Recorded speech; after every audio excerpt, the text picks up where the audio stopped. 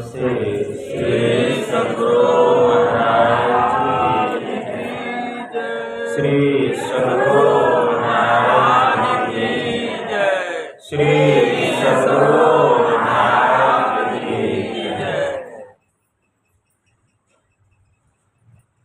नमामि ज्ञान रूपं कृपालम्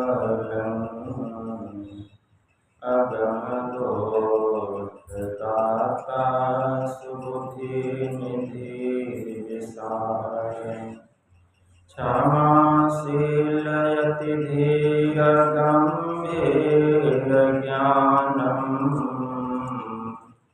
धर्मकील धीर समधीर ध्यानम् जगत त्राणकारी आधारी उदारम् भगत प्राण रूपं दयापुण्य अपारम्। नमो सद्गुरुं ज्ञानदाता सुस्वामी नमामि नमामि नमामि नमामि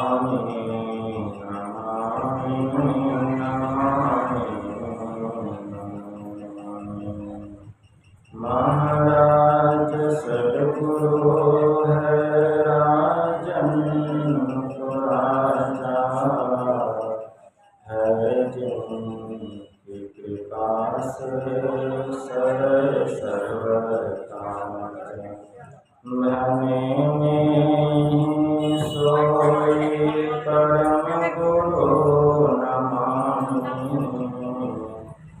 नमामि नमामि नमामि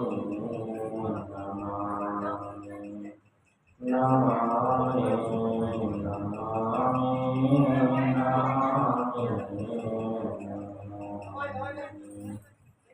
श्री सद्गुरु महाराज की जय। पाठ क्या हुआ है? रामचरितमानस नाम महिमा।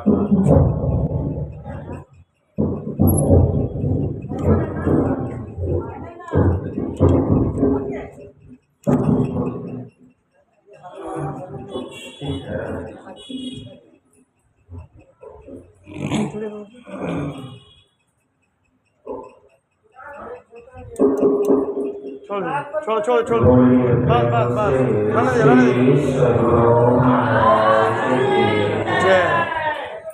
अव्यक्त रूप में परमाराध्य संत सद्गुरु महाराज के पावन कमल चरणों में बारंबार नमन। आदरणीय सत्संग प्रेमी गुरुजनों, भक्तिमती माताओं एवं धर्मशिला बहनों, आप लोगों को सर्वविदित हो चुका है कि यह संतमन सत्संग का आयोजन मासिक ध्यानाभ्यास संपन्न होने के उपलक्ष्य में इस मोदी नगर संतमन सत्संग मंदिर के समस्त सत्संगियों ने बड़े ही हर्षोल्लास के साथ इस आत्मा की उन्नति के लिए संतमत सत्संग का आयोजन किए। और आज पवन जी की बच्ची का भी जन्म दिवस है। इस संतमत सत्संग के द्वारा ज्ञान योग युक्त एकमात्र ईश्वर भक्ति का संदेश दिया जाता है। प्रत्येक प्राणी मात्र को बोध कराया जाता है कि ज्ञान क्या है, योग क्या है, भक्ति क्या है, जीव क्या है, माया क्या है, ब्रह्म क्या है। इन सभी रहस्यमयी बातों का ज्ञान सत्संग के माध्यम से यह जो जीव अबोध बना हुआ है, सत्संग श्रवण करते करते एक दिन वह सुबोध और परम ज्ञानी हो जाता है। अभी हम लोग नाम की महिमा के संबंध में श्रवण कर रहे हैं। गोस्वामी जी ने मानस में लिखा है, गोस्वामी जी लिखते हैं, बंदौ राम नाम रघुवर को, हेतु कृषाणु भानु हिमकर को, विधि हरिहर में वेद प्राण सो, और अगुण अनुपम गुण निधान सो। मैं उस राम के नाम की वंदना करता हूँ जो राम का नाम सूर्य, चंद्रमा और अग्नि का कारण है। हेतु कृषाणु भानु हिमकर। हेतु का अर्थ होता है कारण, भानु का अर्थ होता है सूर्य, कृषाणु का अर्थ होता है अग्नि, और हिमकर का अर्थ होता है चंद्रमा। जो राम का नाम कारण है, सूर्य, चंद्रमा और अग्नि का, उसी राम के नाम की मैं वंदना करता हूँ। अब जरा हम विचार करें, भगवान श्री राम का अवतरण किस युग में हुआ? त्रेता युग में। और त्रेता युग के पहले कौन युग था? सतयुग था। क्या सतयुग में सूर्य नहीं था? क्या सतयुग में चंद्रमा नहीं था? क्या सतयुग में अग्नि नहीं था? तो उस समय तो भगवान का अवतरण नहीं हुआ था। तो क्या राम नहीं थे? उस समय भी राम थे। यहाँ गोस्वामी जी ने इस बात को स्पष्ट किया है कि मैं उस राम के नाम की वंदना करता हूँ जो सूर्य, चंद्रमा और अग्नि का कारण है। अगर इन तीनों में से राम को हटा दिया जाए तो तीनों का अस्तित्व समाप्त हो जाए।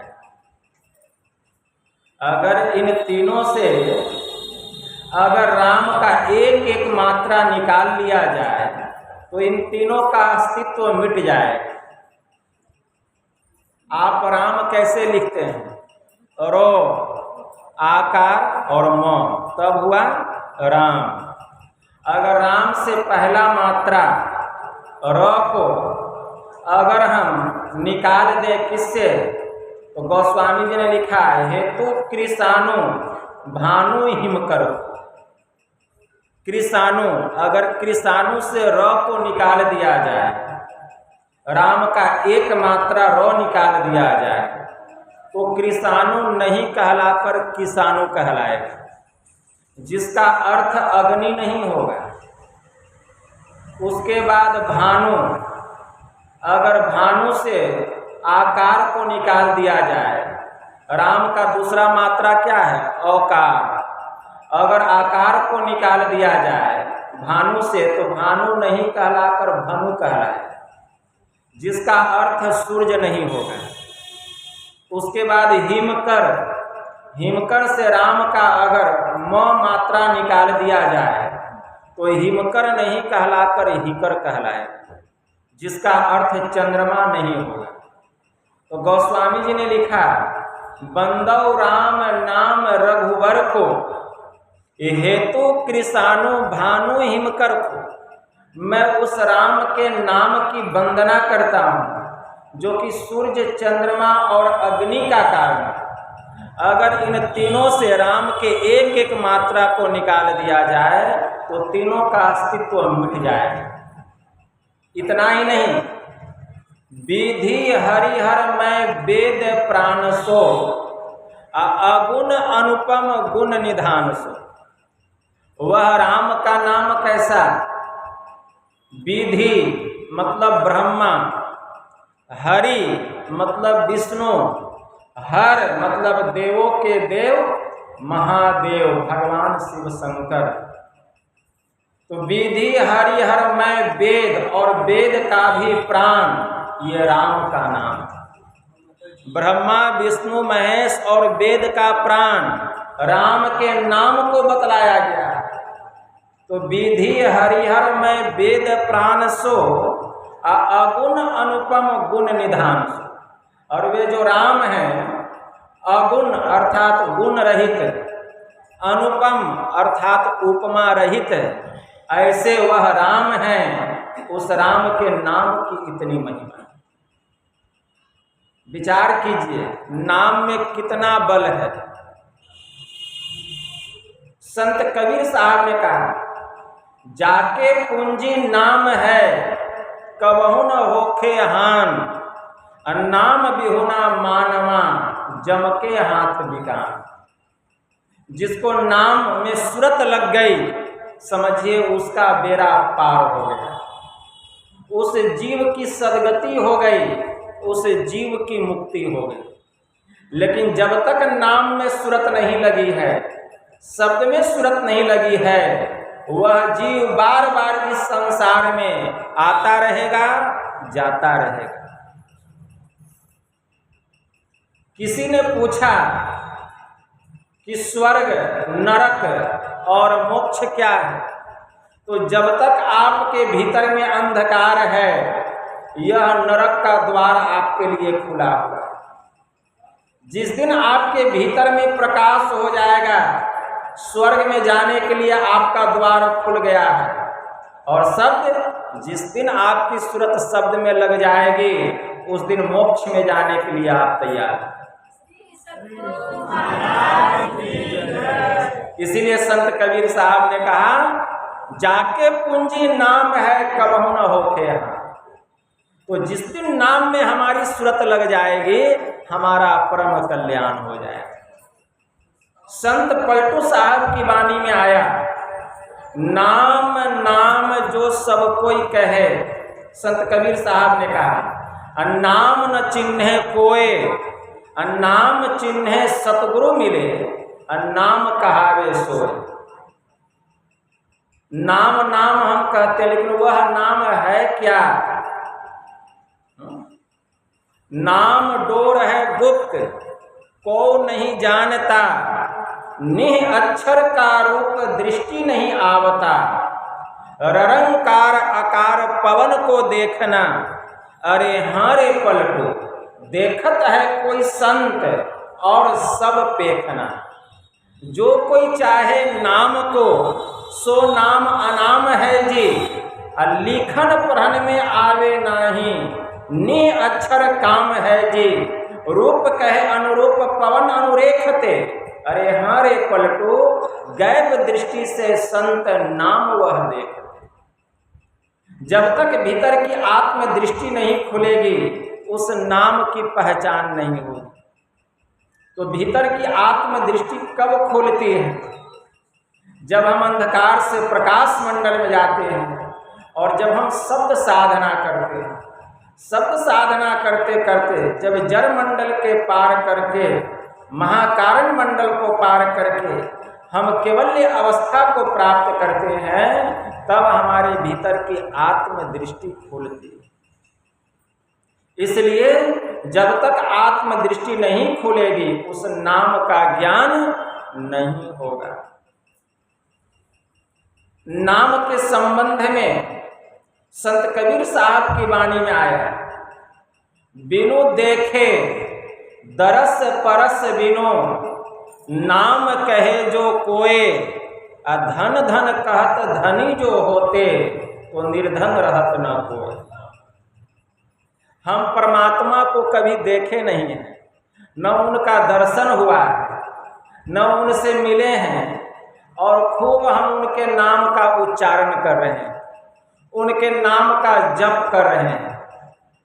यह तो वही बात हो गई जैसे कोई निर्धन व्यक्ति है, अब खूब धन धन धन धन दिन रात वह जप कर रहा है, धन धन धन, लेकिन धन धन कहने से वह निर्धन जो है, वह जो धनहीन है, वह धनवान नहीं हो जाता, वह धनहीन ही रहता है।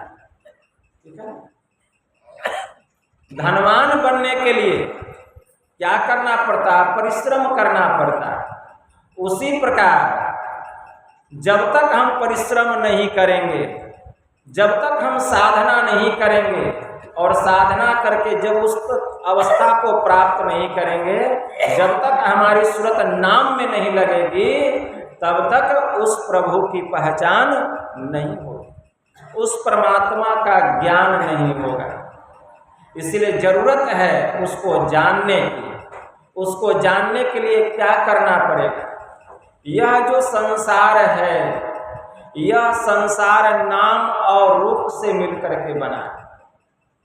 नाम और रूप, अगर इस संसार से नाम और रूप को हटा दिया जाए तो संसार का अस्तित्व ही समाप्त हो जाए। अगर इस संसार रूपी सागर को पार करके हम संसार पति को, मायापति परमात्मा को प्राप्त करना चाहते हैं तो हमें संसार का सहारा लेना पड़ेगा, अर्थात नाम और रूप का सहारा लेना पड़ेगा। नाम और रूप सहारा है, यह सर्वस्व नहीं, लेकिन हमारी अज्ञानता है कि हम इसको सर्वस्व समझ बैठते। यह हमारी अज्ञानता है। लेकिन नाम और रूप सहारा है स्वरूप को जानने के लिए। तो नाम और रूप का अवलंब लेना पड़ेगा। सबसे पहले वर्णात्मक नाम का जप करना पड़ेगा, क्योंकि नाम को दो भागों में बांटा गया, एक वर्णात्मक नाम और दूसरा ध्वन्यात्मक नाम। वर्णात्मक नाम का जप किया जाता है और ध्वन्यात्मक नाम का ध्यान किया जाता है। ध्वन्यात्मक नाम को भी दो भागों में बांटा गया, एक अनहद शब्द और दूसरा अनाहत शब्द।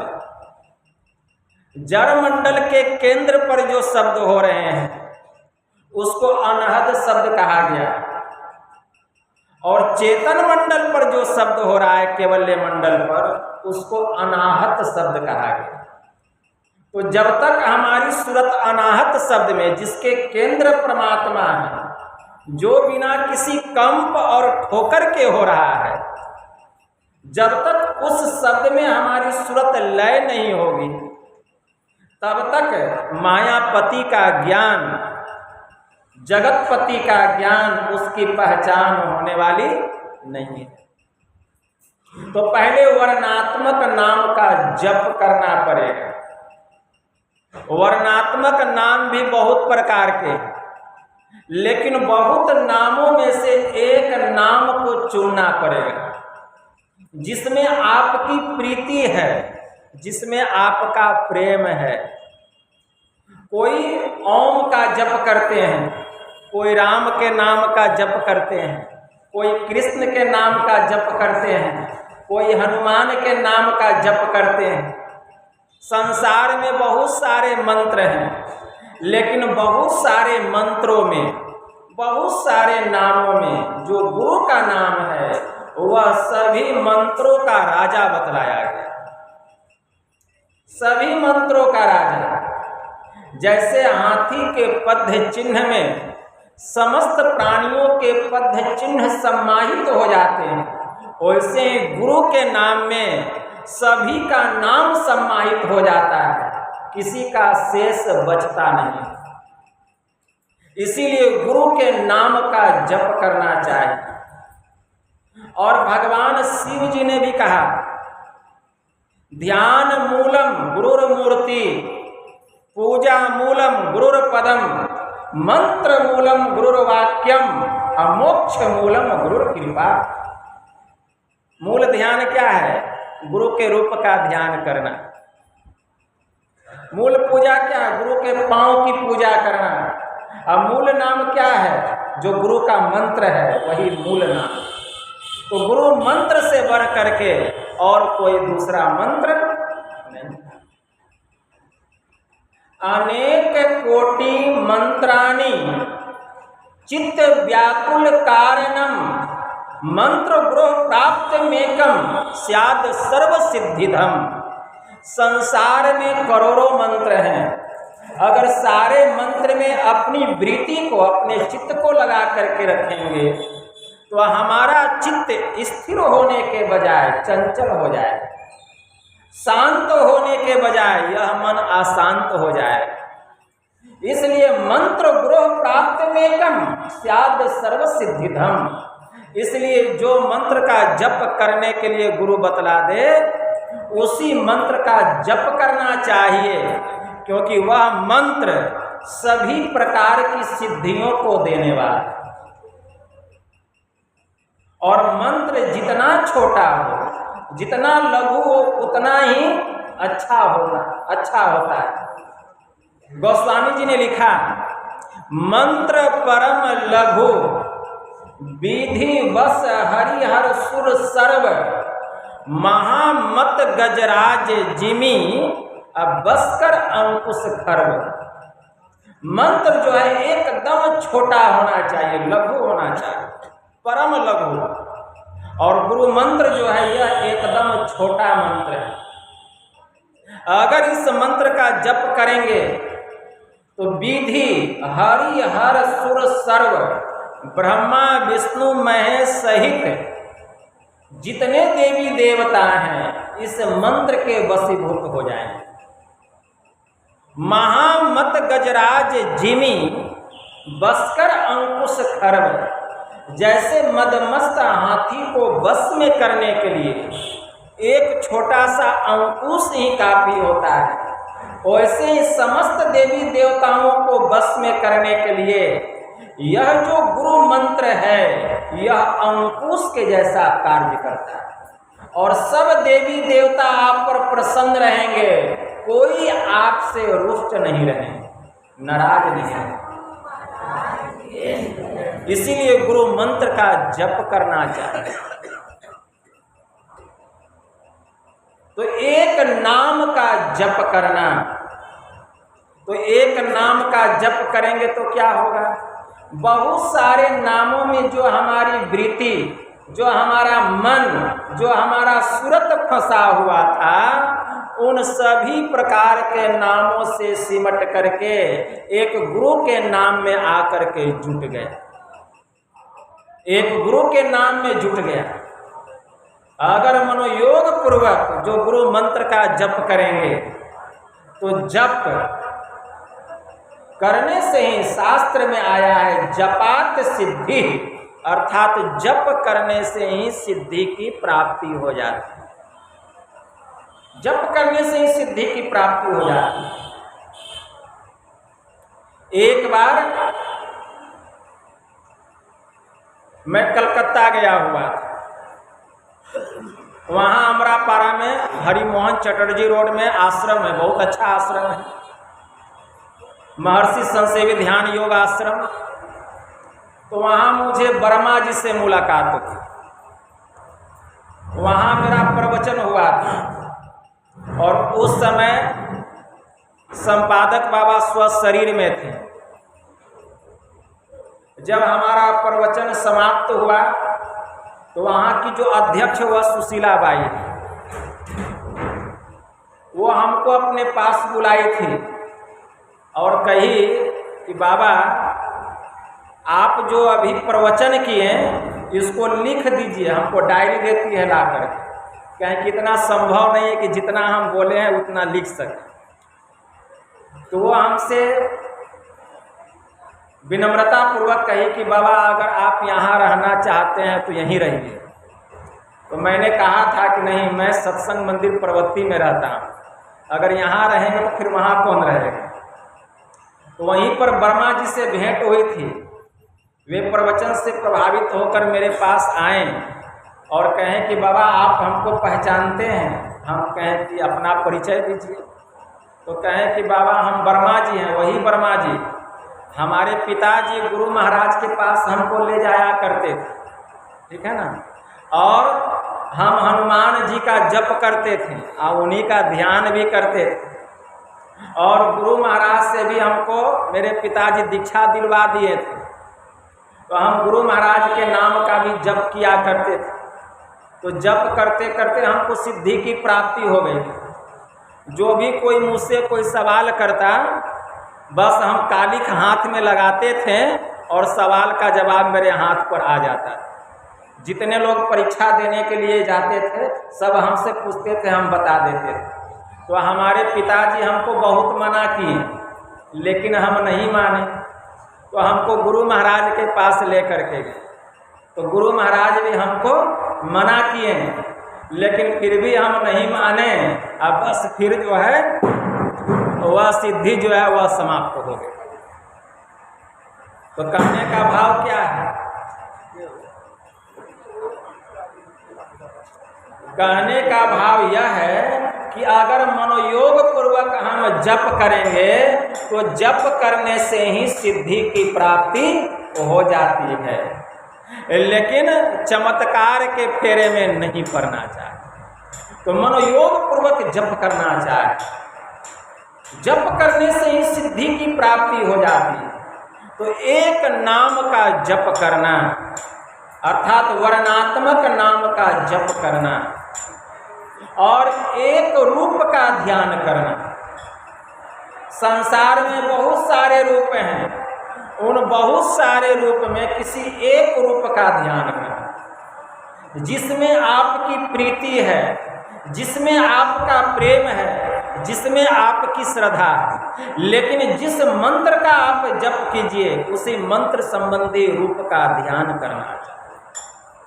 अगर आप गुरु मंत्र का जप कर रहे हैं तो गुरु के रूप का ही मानस ध्यान कीजिए, मनोयोग पूर्वक मानस ध्यान कीजिए। इससे क्या होगा? बहुत सारे रूपों में जो हमारी वृत्ति, जो हमारा मन, जो हमारी सूरत फंसी हुई है, उन सारे रूपों से सिमट करके एक गुरु के रूप में आकर के जुड़ जाएगा। एक गुरु के रूप में आकर के जुड़ जाएगा। देखिए मन का कितना सिमटाव हुआ, कितना सिमटाव हुआ। भगवान महायोगेश्वर श्री कृष्ण ने उद्धव जी से कहा, जब उद्धव जी ने पूछा कि हे केशव, मुमुक्षु प्राणी को आपका ध्यान किस प्रकार, किस भाव में और किस रूप का करना चाहिए, तो भगवान महायोगेश्वर श्री कृष्ण ने उद्धव जी से कहा कि हे उद्धव, इंद्रियाणि इंद्रियार्थभ्यो मनसा कृष्य तन्मनः बुद्धया सार्थिरः धीरः।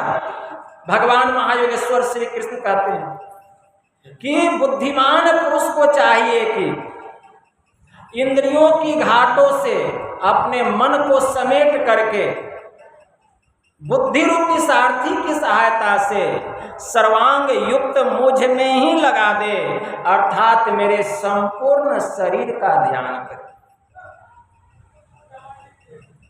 मेरे संपूर्ण शरीर का ध्यान करे।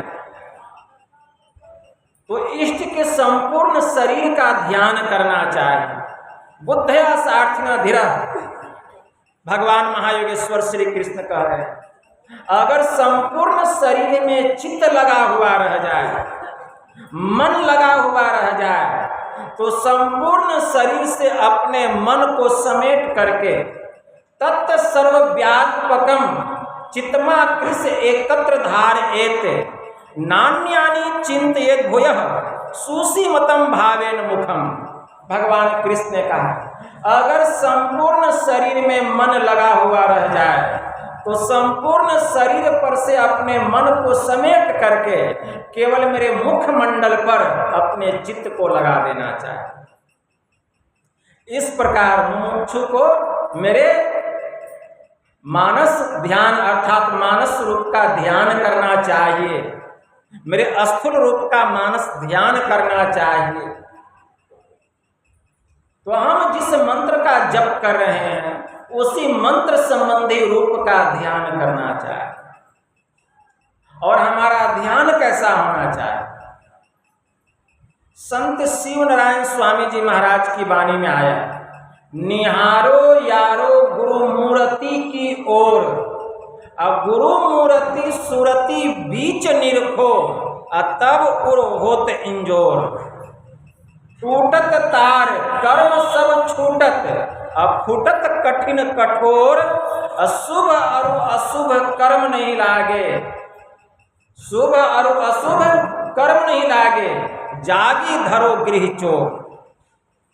संत शिवनारायण स्वामी जी महाराज की वाणी में आया, निहारो यारो गुरु मूर्ति की ओर।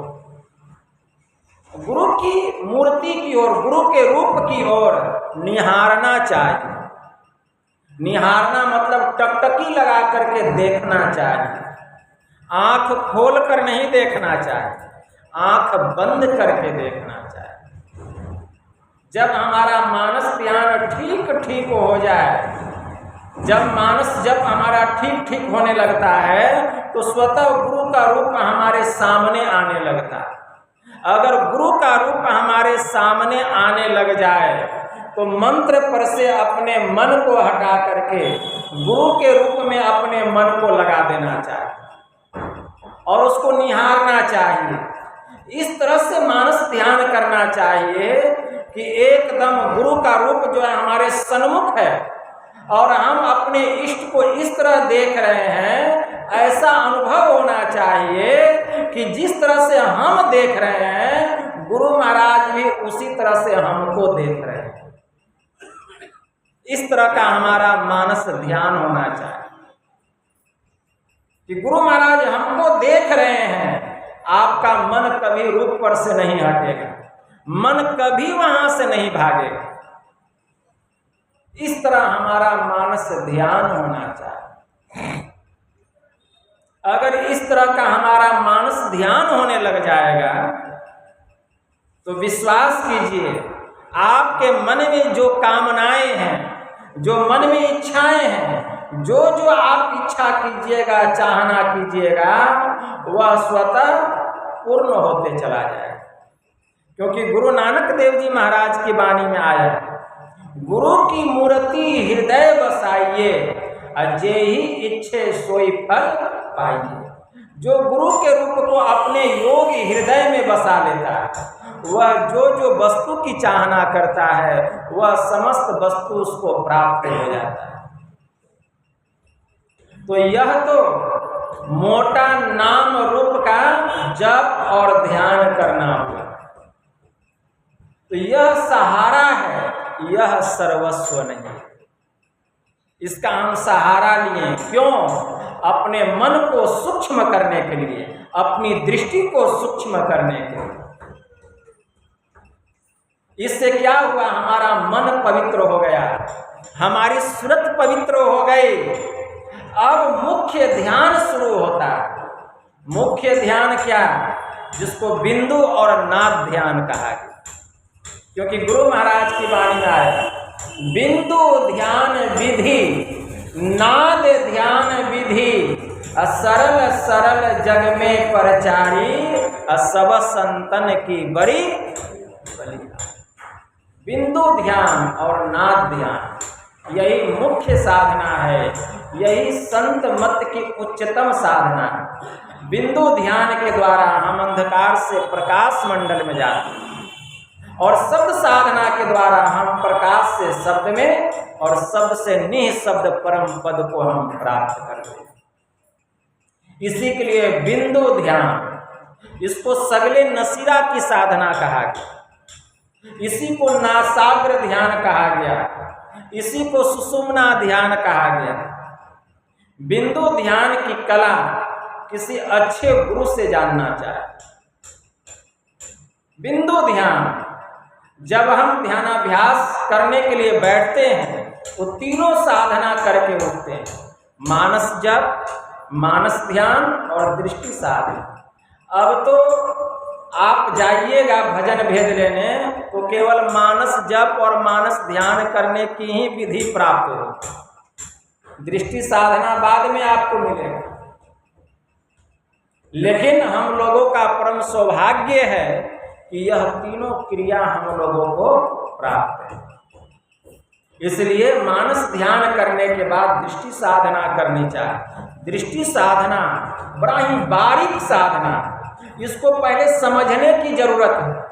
बहुत लोग भजन भेद ले लिए लेकिन ठीक ठीक समझ नहीं पाए हैं कि हम दृष्टि साधना कैसे करें, अपनी दृष्टि को कहाँ स्थिर करें।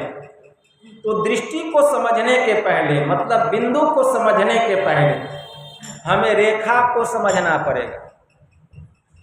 बिंदु किसको कहा गया? एक छोटा सा छोटा चिन्ह, उसी को बिंदु कहा गया। जैसे ही हम पेंसिल का नोक जहां रखते हैं वहीं एक बिंदु प्रकट हो जाता है, लेकिन बाहर का जो बिंदु है वह काल्पनिक बिंदु, वह वास्तविक बिंदु नहीं है। वास्तव में बिंदु की परिभाषा क्या है? बिंदु उसे कहते हैं जिसमें स्थान है लेकिन परिमाण नहीं, मतलब न उसमें मोटाई है, न चौड़ाई है, न गहराई है, न ऊंचाई है, जिसका केवल स्थान है। और वह बिंदु हमारे शरीर के भीतर में प्रकट होता है, लेकिन जहाँ प्रकट होता है उस स्थान को शरीर और शरीर के किसी भी अंग से कोई संबंध नहीं। बड़ी विचित्र बात, यही विलक्षण बात है। देखिए, बिंदु कहाँ प्रकट होता है? हम सबके भीतर में प्रकट होता है, बाहर में नहीं, भीतर में। लेकिन जिस स्थान पर बिंदु प्रकट होता है उसका शरीर के किसी अंग से, न शरीर से और न शरीर के किसी अंग से कोई संबंध नहीं। तो कितनी विचित्र बात है। बिंदु हमारे भीतर प्रकट हुआ लेकिन उसका शरीर और शरीर के किसी अंग से कोई संबंध नहीं। कितनी विलक्षण बात है। तो बिंदु का केवल स्थान है लेकिन उसका परिमाण नहीं है। अब बिंदु कैसे बनता है? तो दो रेखाओं का मिलन स्थान एक बिंदु कहलाता है। दो रेखाएं जहां जाकर आपस में मिलती है वहां जो चिन्ह प्रकट होता है उसी को बिंदु कहते हैं। अब रेखा किसे कहते हैं? तो रेखा उसे कहते हैं जिसमें सिर्फ लंबाई हो, उसमें चौड़ाई, मोटाई, गहराई, ऊंचाई कुछ भी नहीं हो, केवल उसमें लंबाई हो, उसी को हम रेखा कहते हैं। दुनिया में ऐसी कोई रेखा है, कितना लंबा आप खींचेंगे उसमें कुछ ना कुछ मोटाई हो जाएगी, कुछ ना कुछ गहराई हो जाएगी। तो संसार में ऐसी कोई रेखा नहीं। एक महीन पेंसिल के नोक से अगर एक सफेद कागज पर आप लकीर खींचिए उसमें भी कुछ ना कुछ मोटाई हो जाएगी, कुछ गहराई हो जाएगी, तो उसे हम रेखा नहीं कहेंगे। वह काल्पनिक रेखा है, वह वास्तविक रेखा नहीं। वास्तविक रेखा क्या है? जिसमें केवल लंबाई है, उसमें चौड़ाई, मोटाई, गहराई, ऊंचाई कुछ भी नहीं। वह वास्तविक रेखा क्या है? वह वास्तविक रेखा है हमारी दृष्टि की धार। हमारी आंख से निकलने वाली जो दृष्टि है यही वास्तविक रेखा है। अच्छा, आंख से दृष्टि निकल रही है लेकिन आप आंख को देख लेते हैं, लेकिन उससे जो दृष्टि निकल रही है उसको देख पाते हैं? हमारी जो आंख है, आंख को देख रहे हैं, आंख से दृष्टि निकल रही है, उसी से हम सबको देख रहे हैं। तो क्या दृष्टि को कोई देख रहे हैं? क्यों? कितना महीन है वह दृष्टि, कितना सूक्ष्म है, कितना बारीक है। इसमें केवल लंबाई है, इसमें केवल लंबाई है, इसमें चौड़ाई, मोटाई, गहराई, ऊंचाई कुछ भी नहीं है। यही वास्तविक रेखा, यही वास्तविक रेखा हमारी दृष्टि की धार। इसमें लंबाई कितनी है? हम यहाँ बैठे बैठे सूर्य को देख लेते हैं, कितनी लंबाई है। क्या यहाँ से सूर्य की इतना कोई रेखा बना सकते हैं? तो रेखा किसे कहते हैं? जिसमें केवल लंबाई हो। हम यहाँ बैठे बैठे चंद्रमा को देख लेते हैं, सितारों को देख लेते हैं, तो इस दृष्टि में कितनी लंबाई है? तो रेखा उसे कहते हैं जिसमें केवल लंबाई हो और वह रेखा हमारी दृष्टि की धार। यही जो है वह रेखा है हमारी दृष्टि की धार, यही वास्तविक रेखा है। और दुनिया की जितनी रेखाएं हैं वह सब काल्पनिक रेखा है, वह वास्तविक रेखा नहीं कहला सकता।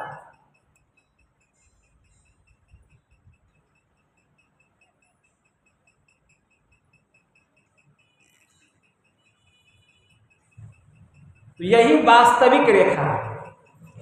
अब विचार कीजिए, हमारी जो दृष्टि की धार है यह समांतर रेखा में गमन कर रही है।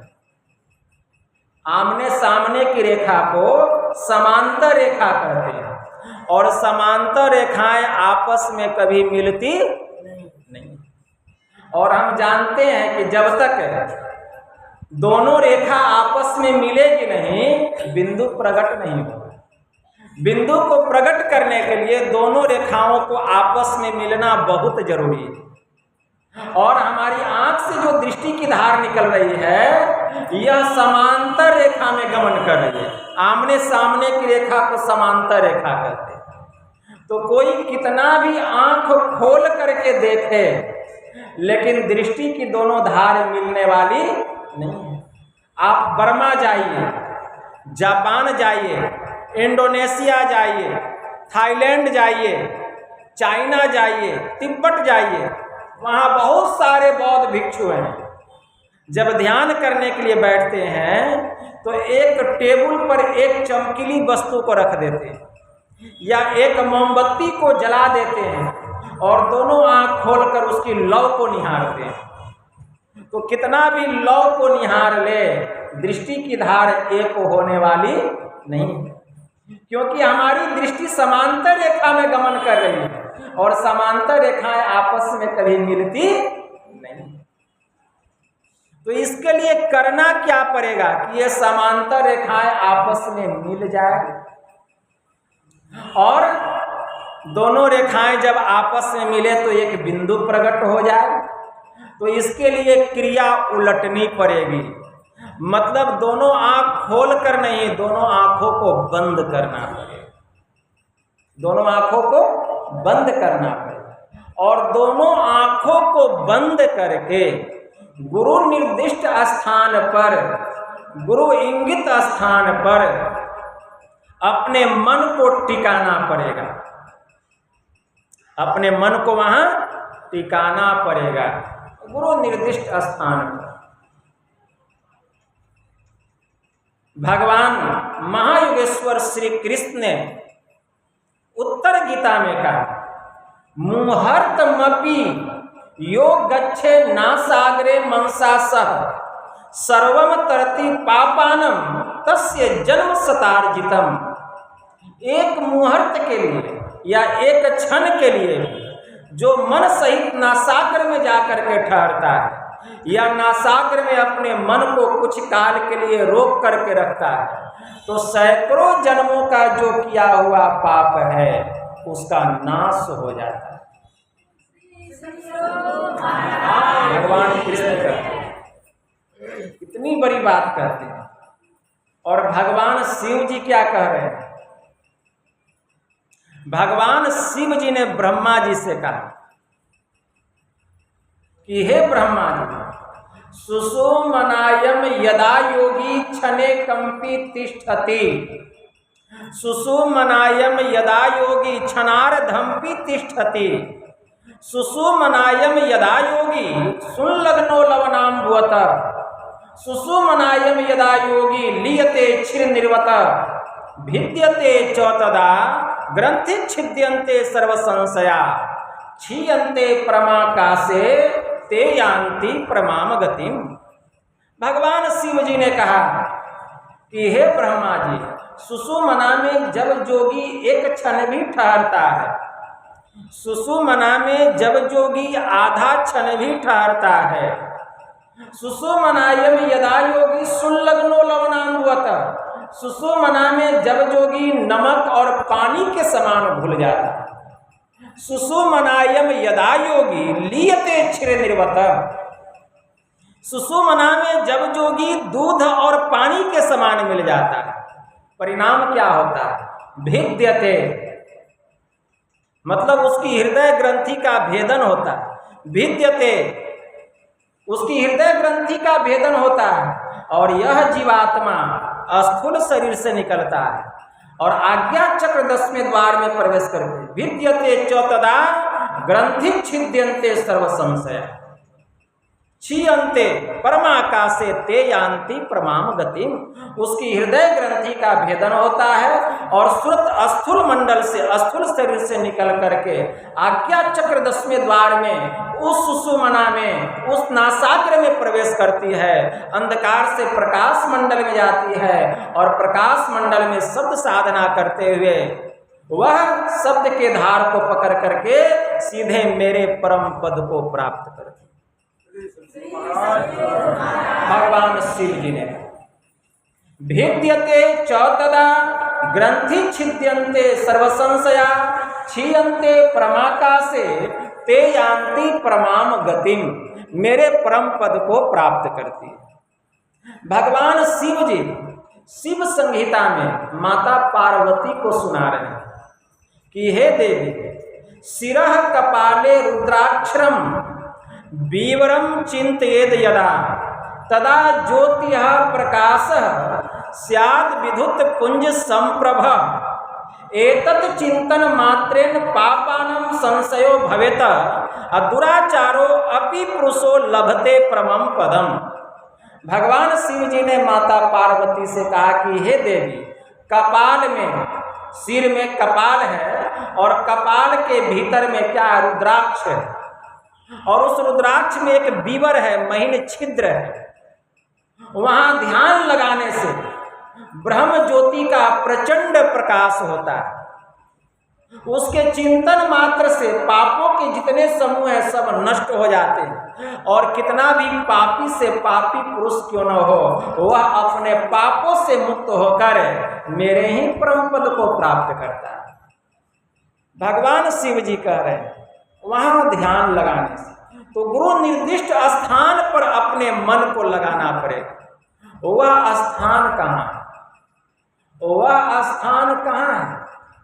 उस स्थान के संबंध में हमारे परमाराध्य ने कहा दोनों आंख और नासिका का जो मिलन स्थान है, दोनों आंख और नासिका का जो मिलन स्थान है, तो बहुत लोग समझ जाते हैं दोनों आंख और नासिका का मिलन स्थान इन दोनों भवों के मध्य का स्थान। बहुत लोग वहीं पर अपना ध्यान लगाते हैं। यह दृष्टि योग की साधना नहीं है। बहुत लोग वहीं पर अपना ध्यान लगाते हैं तो यह दृष्टि योग की साधना नहीं है। यह दोनों आंखों के मध्य के स्थान का मानस ध्यान है। यह दृष्टि साधन नहीं है।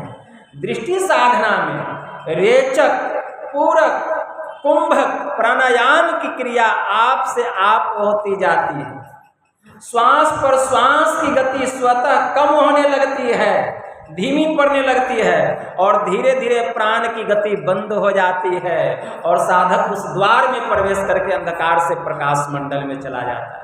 यह दृष्टि योग की साधना। इसके लिए करना क्या पड़ेगा?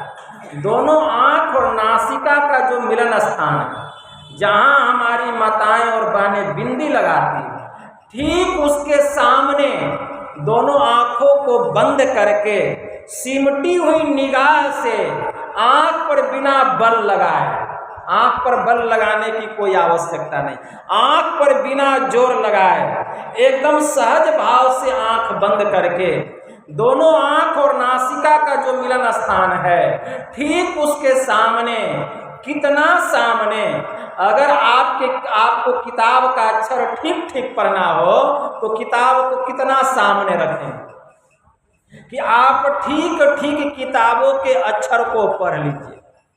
अगर आप किताब को आंख में सटा लेंगे तो उसका अक्षर आप नहीं पढ़ पाएंगे। अगर किताब को बहुत दूर रखेंगे तो भी आप अक्षर नहीं पढ़ पाएंगे।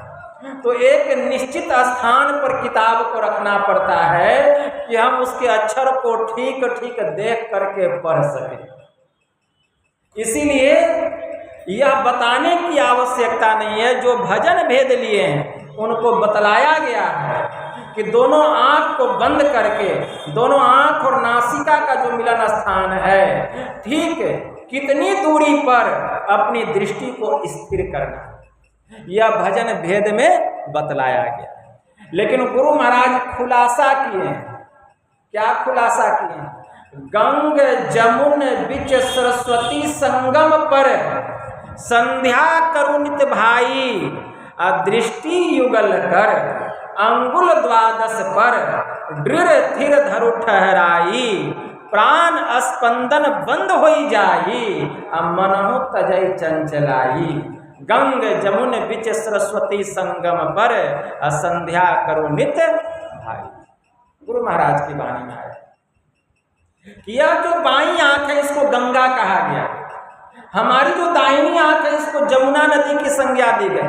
और इसका संगम, इन दोनों नदियों का जहां मिलन हुआ है, ठीक है ना, जिसको सरस्वती कहा गया, जिसको त्रिवेणी कहा गया।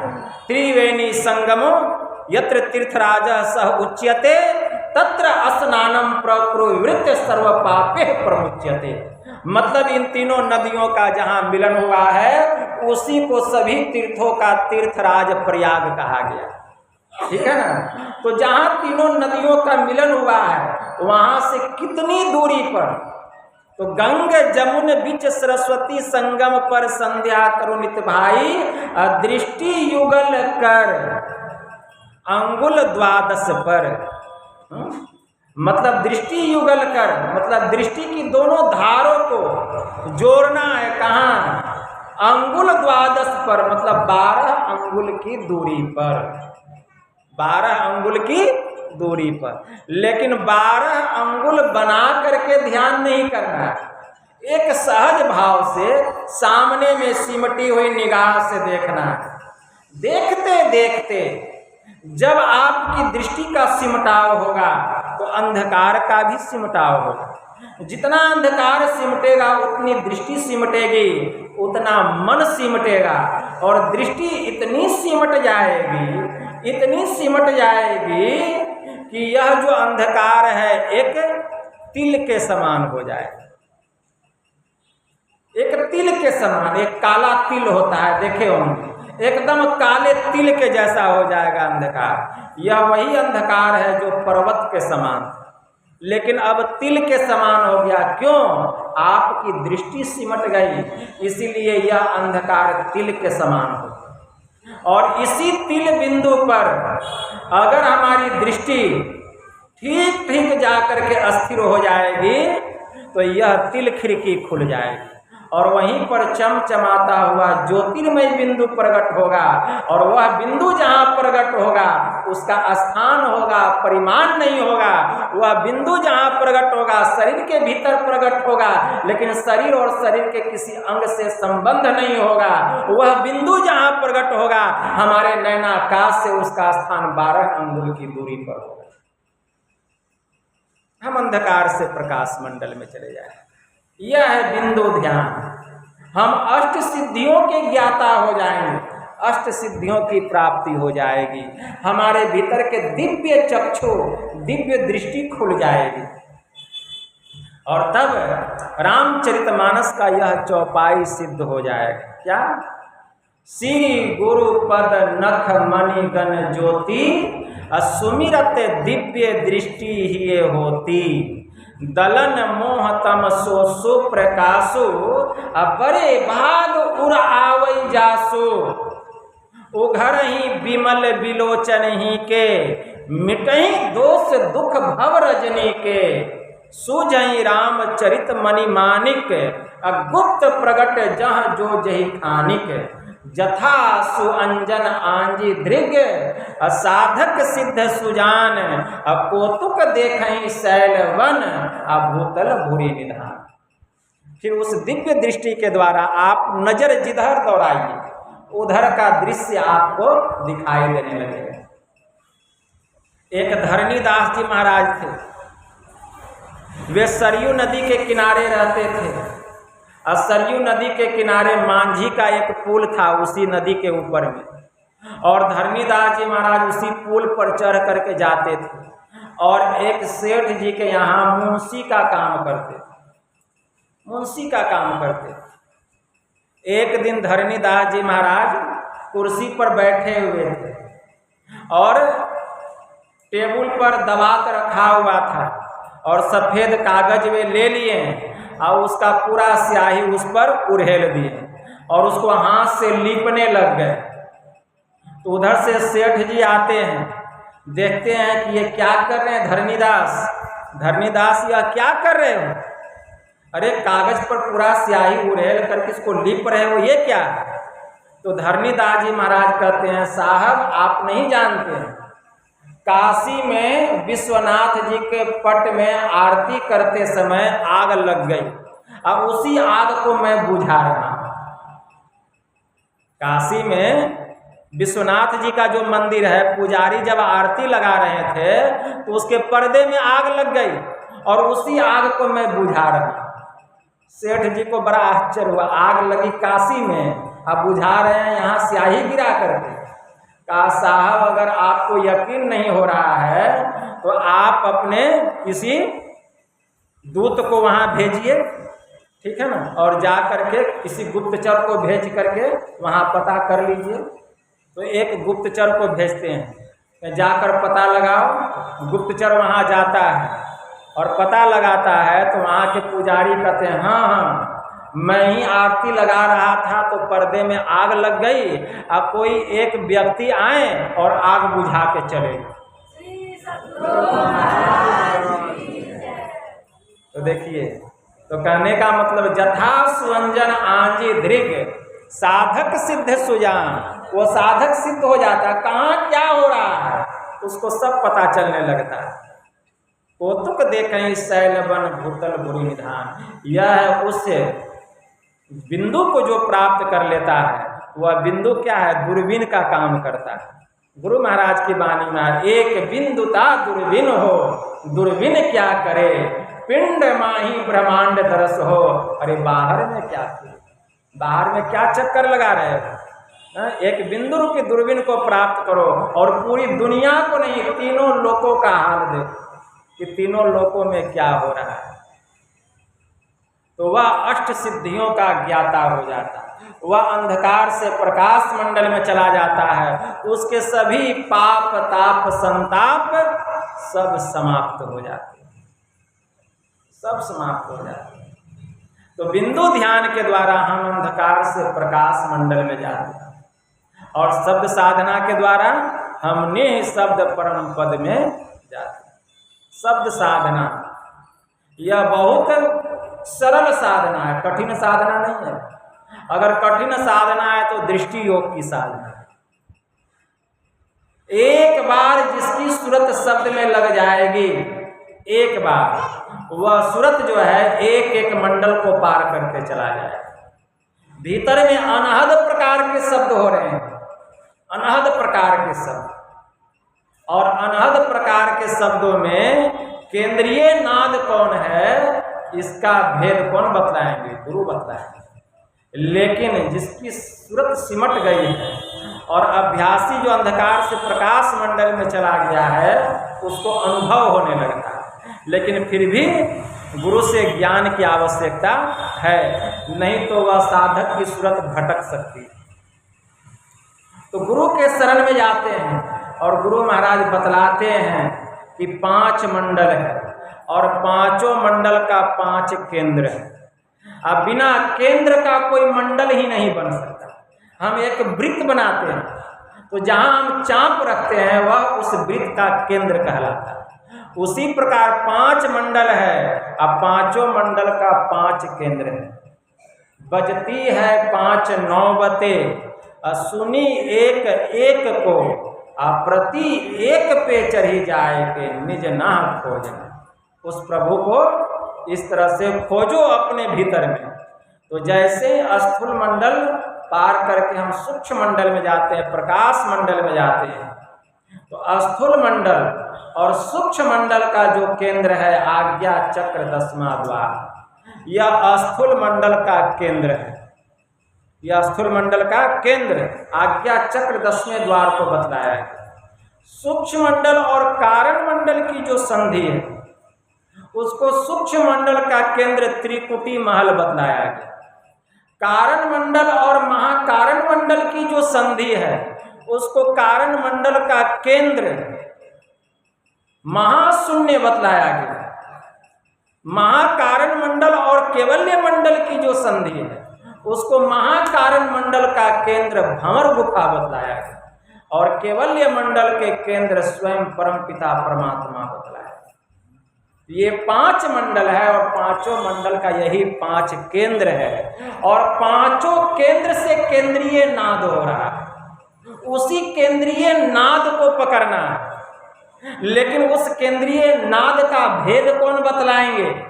जो संत सदगुरु हैं वही बतलाएंगे, वही बतलाएंगे। संत कबीर साहब ने बड़ा अच्छा कहा। संत कबीर साहब कहते हैं कि कोटि नाम संसार में ताते मुक्ति न होए, आदि नाम जो गुप्त मत बूझे बिरला कोय। जब ही नाम प्रगट भया भयो पाप का नाश, जैसे चिन्हगी आग की परी पुरानी घास। अरे शब्द खोजी मन बस करे, सहज जोग है ये ही, असत्य शब्द निज सार है, यह तो झूठी दे। यह शरीर झूठा है, सत्य शब्द जो है वही सार है। ठीक है ना? तो उस शब्द की तलाश करनी है, खोज करनी है। पांचों मंडल के जो केंद्रीय नाद हैं, पांचों मंडल के केंद्रीय नादों को पकड़ करके पार करना पड़ता है। तो सूक्ष्म मंडल में जो शब्द हो रहा है उस शब्द में अनहद शब्दों में जो केंद्रीय नाद है उस केंद्रीय नाद को पकड़ करके हम त्रिकुटी महल पर चढ़ाई करते हैं और सूक्ष्म जगत को पार कर जाते हैं। रूप जगत को पार करके अरूप जगत में प्रवेश करते हैं। कारण मंडल में अनहद प्रकार के शब्द हो रहे हैं, उस केंद्रीय नाद को पकड़ करके उसके केंद्र महाशून्य पर चढ़ाई करते हैं, तब महाकारण मंडल में जाते हैं। महाकारण मंडल में अनहद प्रकार के शब्द हो रहे हैं, उस अनहद प्रकार के शब्दों में केंद्रीय नाद को पकड़ते हैं और भंवर गुफा पर चढ़ाई करते हैं। वहां सोहम की ध्वनि होती है, मतलब जो तुम हो वही मैं। यहाँ यह संकेत मिलता है कि जीवात्मा में और परमात्मा में कोई अंतर नहीं है, लेकिन मैं और तू का जो भाव बना हुआ है तो यहाँ भी द्वंद्व है। इसीलिए उस केंद्र पर चढ़ाई करके हम केवल्य मंडल पर जाते हैं और केवल्य मंडल में ब्रह्म का ब्रह्मनाद हो रहा है। सार शब्द की पुकार हो रही है। कुदरती कावे की मेहराब में तू सुन गौर से, रे है आ रही सदा से सदा दूर से तुझे बुलाने के लिए। वह परमात्मा का शब्द हो रहा है, लेकिन हम उसको सुन नहीं पा रहे। एक फकीर ने बड़ा अच्छा कहा, तारा सिकोह की वाणी में आया। वे कहते, उन्होंने एक पुस्तक लिखी रिसाला-ए-हक-नुमा। रिसाला-ए-हक-नुमा के पृष्ठ संख्या 16 में उन्होंने लिखा कि यह पूरी दुनिया, यह पूरी कायनात खुदा के नूर और कलमे के कलाम से भरपूर है। फिर भी अंधे और बहरे लोग कहते हैं कि वह खुदा कहाँ है। अगर हम अपने कानों से अहंकार और चतुराई की रुई निकाल दें तो सृष्टि के सच्चे विधाता के दरगाह से आने वाली वह कलमे की कलाम हमें सुनाई देने लगे।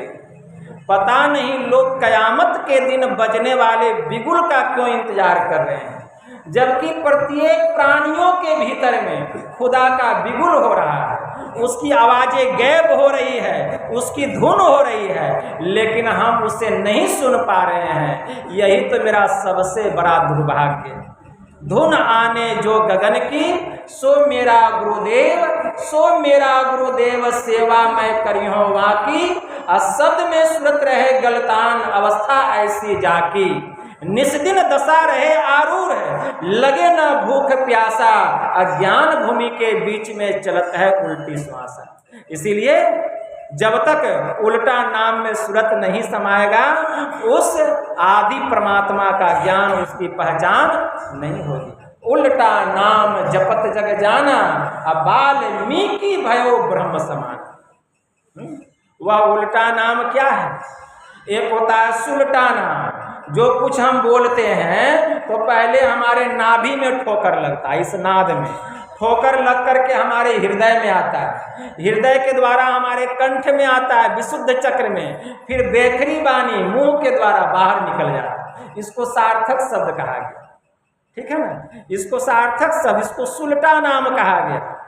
और एक शब्द ऊपर से नीचे की ओर आ रहा है, ऊपर से मतलब नि शब्द परमात्मा के पास से वह शब्द जो है आ रहा है, उसी को उल्टा नाम कहा गया, उसी को ब्रह्मनाद कहा गया। जिस दिन उस नाद में हमारी सूरत समा जाएगी तो संत कबीर साहब ने कहा, शब्द खोजी मन बस करे, असहज योग है यही, असत्य शब्द निज सार है, यह तो झूठी देही। वह नाम सूरत को खींच करके सीधे परमात्मा में ले जाके मिला देगा, फिर यह शरीर झूठा हो जाएगा, यह असत्य हो जाएगा। सत्य इससे निकल करके परम सत्य परमात्मा में जा करके मिल गया, फिर तो यह झूठी देही।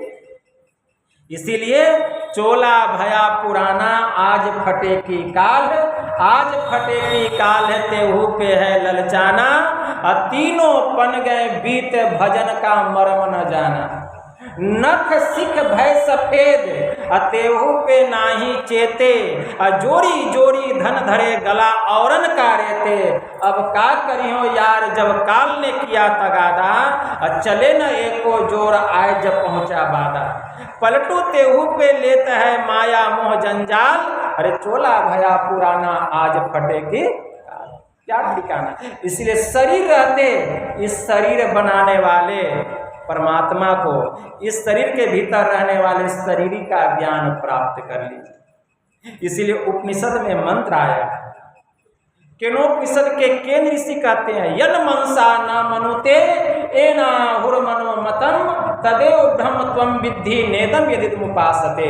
जो मन से मनन नहीं किया जा सकता, बल्कि जिससे यह मन मनन किया हुआ कहा जाता है, उसी को तुम ब्रह्म जान। जिस काला विच्छिन्न वस्तु की यह दुनिया उपासना करती है वह ब्रह्म नहीं है, वह परमात्मा नहीं, वह तो ब्रह्म मात्र है। इसलिए इह चेदी दत्त सत्यम अस्ति न चेदी हा वेदिन महति विनिष्टिह, भूतेषु भूतेषु विचित्य धीरा प्रत्यास्माद लोकादमृता भवन्ति। अगर इस जन्म में ब्रह्म को जान लिया तब तो बहुत अच्छा है। बहुत अच्छा क्या है? 84 लाख योनि से हम बच जाएंगे। और अगर उसे नहीं जान पाया तब तो बहुत भारी हानि है। बुद्धिमान लोग सर्वत्र प्राणियों में उसे उपलब्ध करके इस लोक से जाकर सदा के लिए अमर हो जाते हैं। इसलिए अशरीरम शरीरे स्वनवस्थे स्वस्थितम महानतम विभो मात्मानम मत्वा धीरो न सोचती।